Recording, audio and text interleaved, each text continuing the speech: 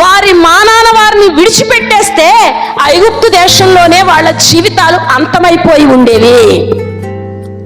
దేవుడు వారి మానాన వారిని విడిచిపెట్టేస్తే ఏమైపోయాయంటండి, ఐగుప్తు దేశంలో ఎవరూ పాడు చేయకుండానే, ఎవరు వారితో యుద్ధం చేయకుండానే, ఎందుకంటే అప్పటికే అక్కడ వాళ్ళల్లో పుట్టిన మగబిడ్డల్ని బతకనివ్వట్లేదు కదా రాజు.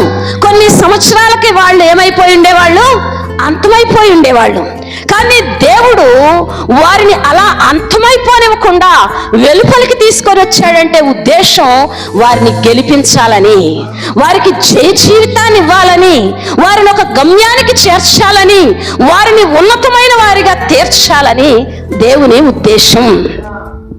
ఇప్పుడు ఒక్కసారి ఇశ్రాయేలీలతో మన జీవితాలను పోల్చుకుంటే మనల్ని దేవుడు ఒక ఉన్నతత్వంలోనికి, ఒక ఆశీర్వాదంలోనికి, ఒక ఆయన తలంపులోనికి, ఆయన పరిచర్యలోనికి, ఆయన పనిలోనికి నడిపించుకోవాలన్న ఉద్దేశం కలిగిన వాడు కనుకే మనల్ని అక్కడే విడిచిపెట్టేయకుండా ఆ మరణంలో, ఆ పాపంలో, ఆ లోకంలో, ఆ అన్యత్వంలో, ఆ భ్రష్టత్వంలో విడిచిపెట్టకుండా కోరి పిలుచుకొని ఏర్పాటు చేసుకో. ఒకవేళ మనతో దేవునికి పని లేదు, మనల్ని దేవుడు కోరుకోలేదు అంటే ఈరోజు ఆరాధించే వారిలో మనం ఉండేవారము కాదు. ఈ మాట మనం జ్ఞాపకం చేసుకోవాలి.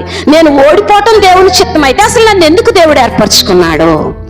నేను జయించడం దేవుని చిత్తం గనకే నన్ను ఏర్పాటు చేసుకున్నాడు. మరి ఎందుకు జయం పొందలేకపోయారు? మరి ఎందుకు జయం పొందలేకపోయారు వారు?